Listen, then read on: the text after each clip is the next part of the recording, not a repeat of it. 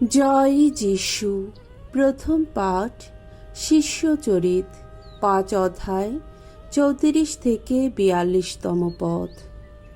যিশু নামের জন্যে লাঞ্ছনা ভোগের যোগ্য বিবেচিত হয়েছেন বলে প্রেরিত দূতেরা আনন্দ করেন।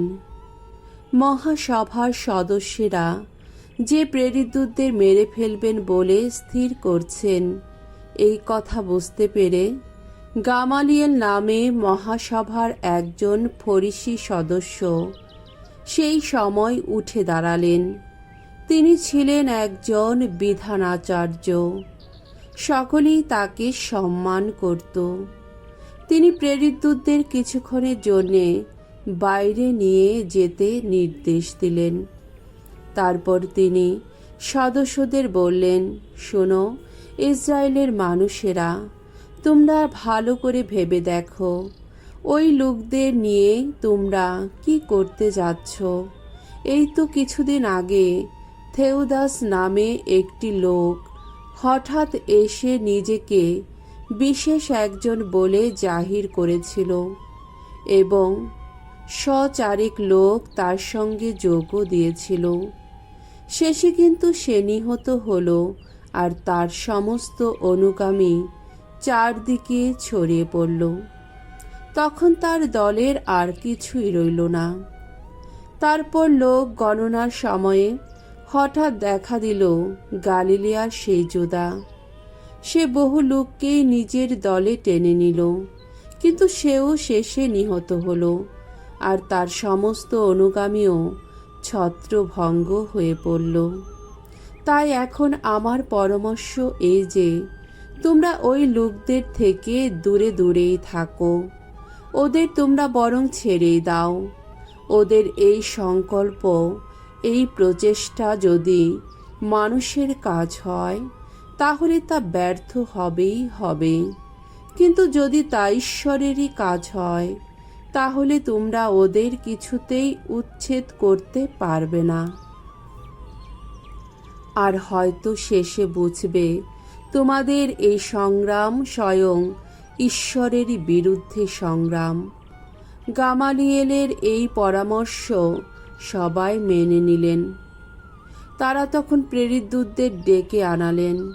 তারপর তাদের বেত মারিয়ে তারা যিশুর নামে কোনো কিছু বলতে তাদের বারণ করে দিলেন, আর তারপরে তারা তাদের ছেড়ে দিলেন।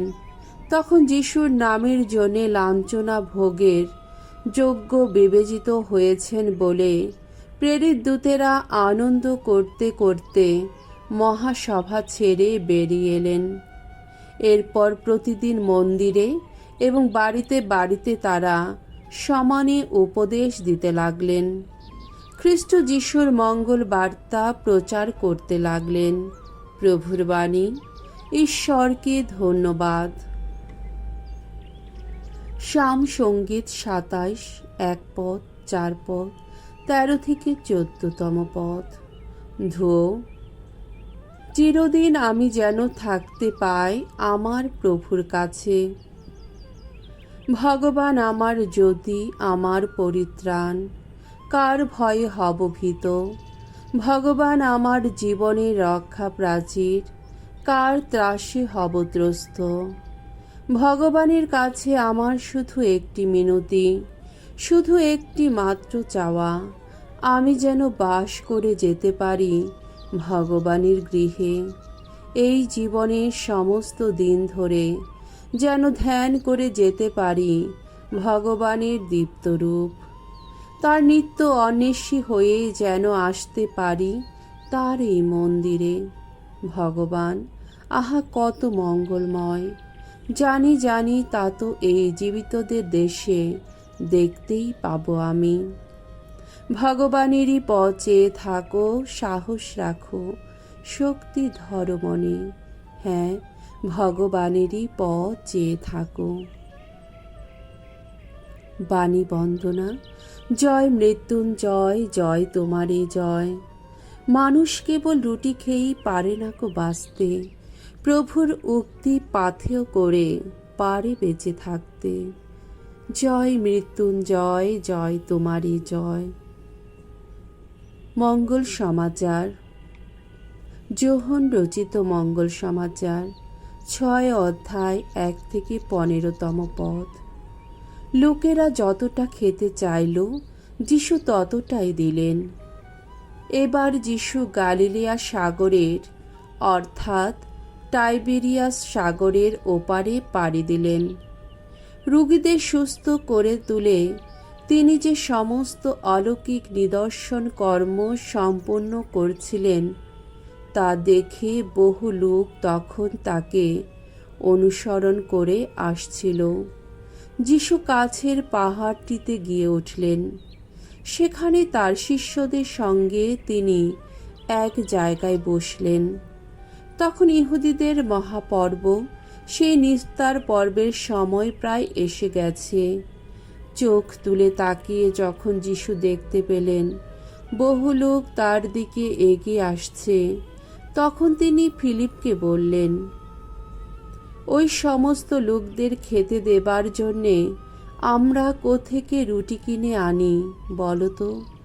তিনি ফিলিপকে যাচাই করবার জন্যেই এ কথা বললেন, কারণ তিনি এখন কি করবেন তা নিজে ভালোভাবেই জানতেন। ফিলিপ উত্তর দিলেন, প্রত্যেকের হাতে মাত্র এক টুকরো রুটি দিতে গেলেও 200 রূপোর টাকাতেও কুলোবে না।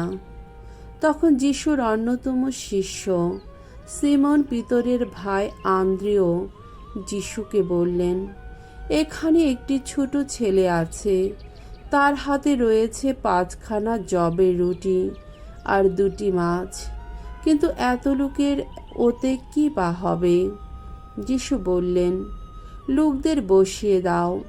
সেখানে প্রচুর ঘাস ছিল। তখন লোকেরা বসে পড়ল। পুরুষদের সংখ্যা ছিল 5000-এর মতো। এবার যিশু সেই রুটি কখানা হাতে নিলেন এবং ঈশ্বরকে ধন্যবাদ জানিয়ে যারা বসেছিল তাদের মধ্যে তা বিতরণ করতে লাগলেন। তারপর মাছ নিয়েও তিনি তাই করলেন। তারা যতটা চাইল ততটাই দিলেন। সকলে পেট ভরে খাওয়ার পর তিনি শিষ্যদের বললেন, এখন পড়ে থাকা টুকরোগুলো এক জায়গায় জড়ো করো, কিছু যেন নষ্ট না হয়। তারা তখন সেই মতোই সেগুলো জড়ো করে রাখলেন এবং যবের সেই 5খানা রুটির যে টুকরোগুলো লোকেরা খাওয়ার পর ফেলে রেখেছিল তাই দিয়ে তারা 12টি ঝুড়ি ভর্তি করে ফেললেন। যিশুর এই অলৌকিক নিদর্শন কর্ম দেখে উপস্থিত লোকেরা বলে উঠল, উনি নিশ্চয়ই সেই প্রবক্তা, এই জগতে যার আসবার কথা ছিল। যিশু বুঝতে পারলেন যে তারা এখনই এসে তাকে রাজা করবার জন্যে জোর করে নিয়ে যাবে। তাই তিনি সেখান থেকে একলা আবার সরে গেলেন পাহাড়ের আড়ালে। প্রভুর মঙ্গলময় বাণী। খ্রিস্ট প্রভু তোমার প্রশংসা হোক।